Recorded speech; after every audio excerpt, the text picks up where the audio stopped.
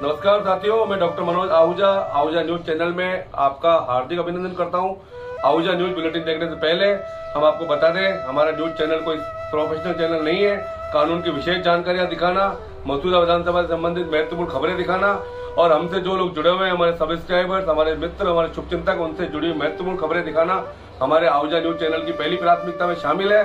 आप भी हमारे आहूजा न्यूज चैनल के सदस्य बने। अगर आपने हमारे चैनल को सब्सक्राइब नहीं किया है तो सब्सक्राइब करें। तो आइए देखते हैं आज की विशेष खबरें Ahuja news channel bulletin. Telangana उच्च न्यायालय ने हाल ही में घरेलू हिंसा के एक मामले में अतिरिक्त मेट्रोपॉलिटन सत्र न्यायाधीश अपीलीय न्यायालय के आदेश को बरकरार रखा, जिसमें भरण पोषण कार्यवाही में दोनों पक्षों के लिए अपनी संपत्ति और देनदारियों का खुलासा करना अनिवार्य आवश्यकता पर प्रकाश डाला गया। मेरचल के प्रथम अतिरिक्त मेट्रोपॉलिटन सत्र न्यायाधीश ने पाया कि यद्यपि प्रतिवादी संख्या 1 का संपत्ति और देनदारियों का विवरण आदेश पारित करने की तिथि तक रिकॉर्ड पर था, इसके बावजूद ट्रायल कोर्ट ने इस पर विचार नहीं किया, जिससे आदेश गलत हो गया, क्योंकि यह विवरण न्यायालय को राहत की वास्तविक राशि तय करने में मदद करेगा, जिसका हकदार और दावा किया गया था, पीठ ने कहा। यह आदेश डॉक्टर न्यायमूर्ति जी राधा रानी ने एक आपराधिक पुनरीक्षण याचिका में पारित किया था। पीठ ने रजनेश बनाम नेहा और अन्य के सर्वोच्च न्यायालय के मामले में निर्धारित अनुपात पर बहुत अधिक भरोसा किया है। पृष्ठभूमि: याचिकाकर्ता पत्नी ने ट्रायल कोर्ट द्वारा उसे दिए गए अंतरिम भरण पोषण और निवास आदेश को रद्द करने के अपीलीय न्यायालय के निर्णय को चुनौती दी। याचिकाकर्ता ने तर्क दिया कि अपीलीय अदालत का आदेश यंत्रवत पारित किया गया था और ट्रायल कोर्ट का आदेश घरेलू हिंसा अधिनियम के अनुरूप था। इसके विपरीत प्रतिवादी पति ने तर्क दिया कि अपीलीय अदालत का निर्णय सही था, क्योंकि ट्रायल कोर्ट दोनों पक्षों द्वारा दायर की गई संपत्ति और देनदारियों के बयानों पर विचार करने में विफल रहा।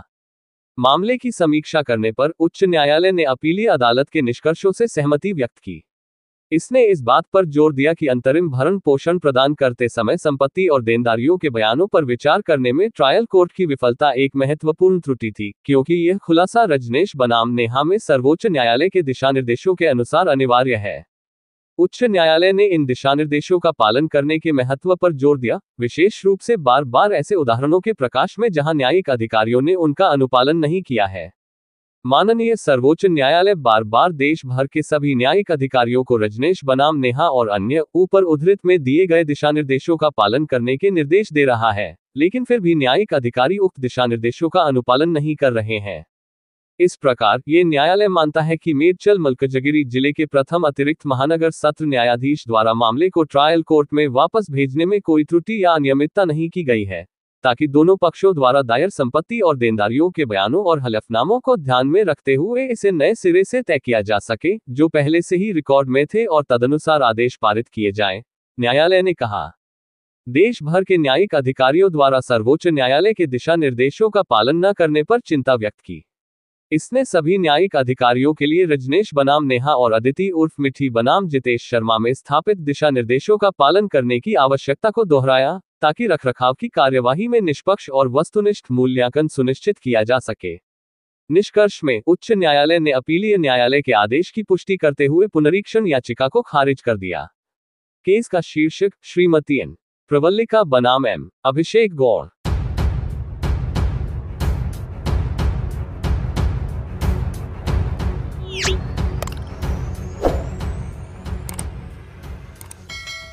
संत निरंकारी मिशन ब्रांच केकड़ी का रक्तदान शिविर अजमेर रोड स्थित संत निरंकारी सत्संग भवन पर आज संपन्न हुआ। केकड़ी ब्रांच मुखी अशोक कुमार रंगवानी ने बताया कि इस रक्तदान शिविर में केकड़ी क्षेत्र के हर वर्ग का रक्तदान हेतु उत्साह देखते ही बनता था। इस रक्तदान शिविर के मुख्य अतिथि जिला केकड़ी के विधायक शत्रुघ्न गौतम थे। विशिष्ट अतिथि शिक्षाविद ज्ञानचंद सुराना, प्रमुख समाजसेवी कृष्णानंद तिवारी, शिक्षाविद ज्ञानचंद सुराना एवं रमेश माहेश्वरी, नायब तहसीलदार रमेश राजोरा, जिला चिकित्सालय केपीएमओ नवीन जांगीर थे।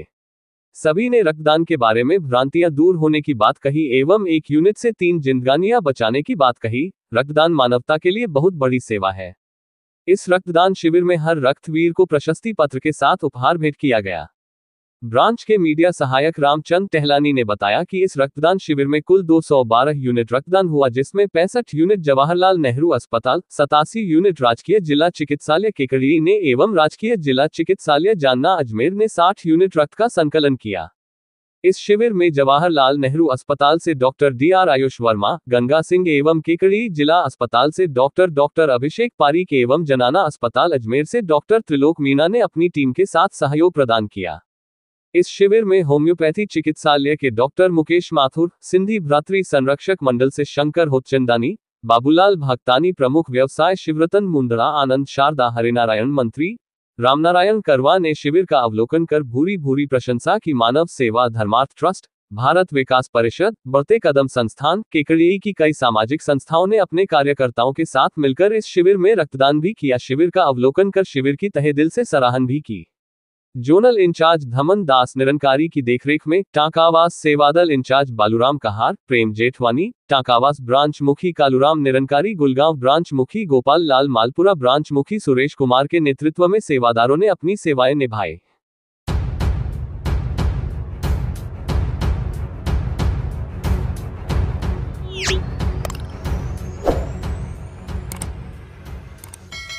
भारतीय जनता पार्टी केकड़ी शहर मंडल के कार्यकर्ताओं ने विभिन्न शक्ति केंद्रों पर प्रधानमंत्री नरेंद्र मोदी के मन की बात का सीधा प्रसारण सुना।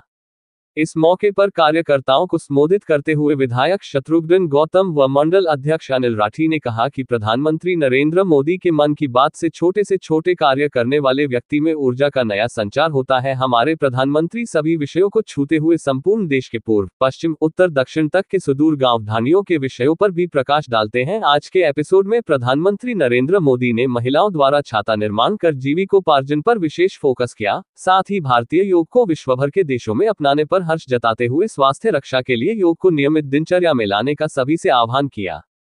मन की बात के कार्यक्रम के केकड़ी शहर संयोजक व किसान मोर्चा जिला मंत्री धनराज चौधरी ने बताया कि विधायक शत्रुघ्न गौतम ने अपने निवास पर कार्यकर्ताओं के साथ शक्ति केंद्र संख्या 8 भेरू गेट के बूथ संख्या 149 पर किसान मोर्चा जिला मंत्री धनराज चौधरी, मंडल अध्यक्ष अनिल राठी, युवा मोर्चा अध्यक्ष व नेता प्रतिपक्ष राजेंद्र चौधरी, रामप्रसाद कांसोटिया, शक्ति केंद्र संख्या 1 अजमेर रोड पर महामंत्री व संयोजक एडवोकेट अर्जुन सिंह शक्तावत, शक्ति केंद्र संख्या 2 राजपुरा रोड पर पार्षद मनोज कुमावत, शक्ति केंद्र संख्या 3 जयपुर रोड पर पार्षद कैलाश चौधरी, शक्ति केंद्र संख्या 4 मंडी रोड पर मंडल मंत्री प्रीतम जैन व पार्षद सुरेश चौधरी, शक्ति केंद्र संख्या 5 पर राजराजेश्वर व्यास, शक्ति केंद्र संख्या 6 पर मंत्री सुरेश सेन, शक्ति केंद्र संख्या 7 पर सत्यनारायण माली के सानिध्य में कार्यकर्ताओं ने मन की बात का सीधा प्रसारण सुना।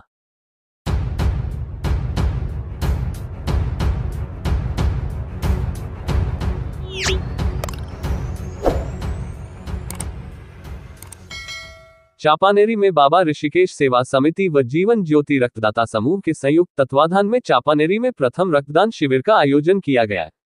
शिविर का शुभारंभ पंचायत समिति सदस्य राकेश शर्मा, सरपंच बच्चराज जाट, वार्ड पंच रजनीश मारू, प्रधानाचार्य लादूराम शर्मा द्वारा बाबा ऋषिकेश व श्रीराम की मूर्ति पर माल्यार्पण कर व दीप प्रज्वलन कर किया गया। रक्तदान शिविर में रक्तवीरों ने पूरे जोश के साथ रक्तदान किया व साथ ही महिलाओं ने भी रक्तदान में अपना पूरा सहयोग किया। शिविर में कुल 91 यूनिट रक्त संग्रह हुआ। सभी रक्तवीरों को रामलला की तस्वीर एवं प्रशस्ति पत्र व दुपट्टा ओढ़ाकर सम्मानित किया। हरिओम माली ने अपने जीवन का 19वीं बार रक्तदान किया।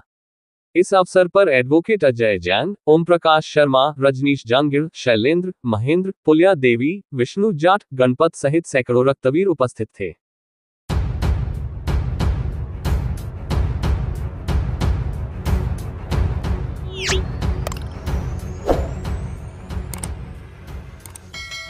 चिकित्सा एवं स्वास्थ्य विभाग की ओर से रविवार को पल्स पोलियो अभियान का शुभारंभ रविवार दिनांक 30 जून से प्रारंभ हुआ। इस अभियान के तहत 0 से 5 वर्ष तक के बच्चों को पोलियो वैक्सीन की 2 बूंद पिलाई गई।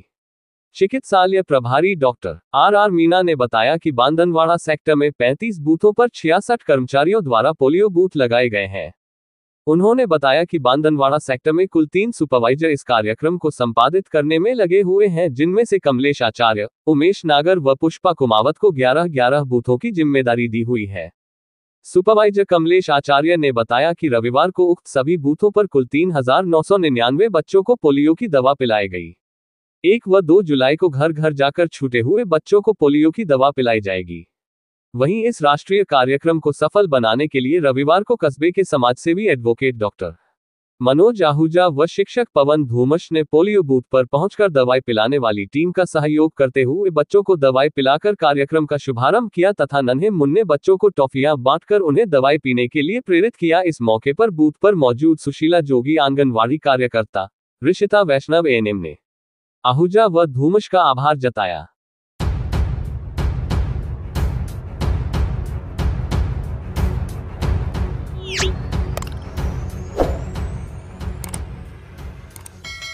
बांदनवाड़ा के गौरव दयाल लाल सोयल रविवार को राजस्थान पुलिस में सहायक उप निरीक्षक पद से 35 वर्ष की गौरवशाली सेवाएं देने के बाद सेवानिवृत्त हुए। इस मौके पर रविवार को जब वो कार्यालय से सेवानिवृत्त होकर अपने गांव पहुंचे तो गांव की सीमा में प्रवेश करते ही टाटुंटी रोड चौराहे पर उनके पारिवारिक सदस्यों, मित्रों व ग्रामीणों ने भव्य तरीके से अगवानी करते हुए ढोल नगाड़े बजाकर व डीजे की धुन पर नाचते गाते अभिनंदन किया तथा खुली जीप को श्रृंगारित कर मालाओं से लादते हुए राजस्थानी पगड़ी पहनाकर डीजे की धुन पर जुलूस निकालते हुए उनको घर पर ले गए। इस मौके पर कस्बे के समाज सेवी एडवोकेट डॉक्टर मनोज आहूजा ने उनका माला व साफा पहनाकर अभिनंदन करते हुए उज्जवल भविष्य के लिए शुभकामनाएं देते हुए स्मृति चिन्ह भेंट किया और उनके व्यक्तित्व पर प्रकाश डालते हुए उनके द्वारा दी हुई सेवाओं की सराहना की। वहीं इस मौके पर दयाल लाल के पारिवारिक सदस्य मोहन लाल, सोहन लाल, रामस्वरूप, धर्मीचंद, जसराज, नेमीचंद, राम प्रसाद, प्रवीण सहित सोयल परिवार की ओर से दयाल जी के सम्मान में स्वागत समारोह व स्नेहभोज का आयोजन कस्बे के राजकीय उच्च माध्यमिक विद्यालय में किया गया। आयोजित समारोह में दयाल लाल सोयल के पारिवारिक सदस्यों, रिश्तेदारों सहित ग्राम के सैकड़ों इष्ट मित्र व गणमान्य नागरिक मौजूद रहे, जिन्होंने सोयल का माला व साफा पहनाकर अभिनंदन किया व उज्जवल भविष्य के लिए शुभकामनाएं दी। इस अवसर पर आयोजित समारोह में उपस्थित ग्रामीणों ने सोयल के कार्यकाल की प्रशंसा करते हुए कहा कि सोयल ने न केवल अपनी ड्यूटी ईमानदारी के साथ करते हुए अपने परिवार के स्तर को बढ़ाया बल्कि ग्रामीण जनता की भरपूर सेवा की तथा सराहनीय सेवाएं दी है, जिसकी वजह से आज उनके सेवानिवृत्ति समारोह में सैकड़ों ग्रामीणों ने उपस्थित होकर उनका अभिनंदन कर उज्जवल भविष्य के लिए शुभकामनाएं दी। वहीं इस खास मौके पर पहुंचे मेहमानों के लिए सोयल परिवार ने बेहतरीन व्यवस्थाएं करते हुए सभी को स्नेहभोज करवाते हुए आए हुए मेहमानों का आभार व्यक्त किया।